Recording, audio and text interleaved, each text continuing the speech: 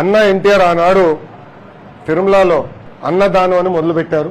దాతలు ఆనాడు 3 కోట్ల రూపాయలు ఇచ్చారు. ఇప్పుడు దాదాపు 1800 కోట్ల రూపాయలు ఫిక్స్డ్ డిపాజిట్ ఉంది అన్నదానం ట్రస్ట్. దాని ద్వారా ప్రభుత్వాలు మారినా అక్కడ భక్తులు వెళ్తే 3 పూట్ల హాయిగా భోంచేసే, ఉచితంగా భోంచేసే హక్కు వాళ్ళు కల్పిస్తున్నారు. అదే విధంగా ఎందుకంటే ప్రభుత్వాలు మారినప్పుడు మనం చూసాం, వేరే ప్రభుత్వం పొరపాటున వస్తే ఏం చేశారో మనం అందరం చూసాం. అది జరగకుండా పర్మనెంట్ గా అన్న క్యాంటీన్ అనేది నడవాలి. దానికి ప్రత్యేక ట్రస్ట్ ఏర్పాటు చేద్దాం.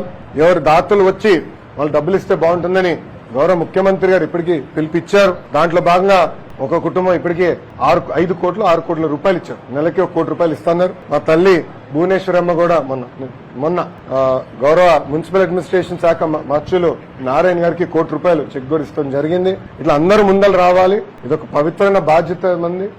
ఆకలి లేని ఆంధ్ర రాష్ట్రం తీర్చిదిద్దాల్సిన బాధ్యత మనందరిపైన ఉంది. కలిసికట్టుగా మనం అది సాధించగలుగుతాం.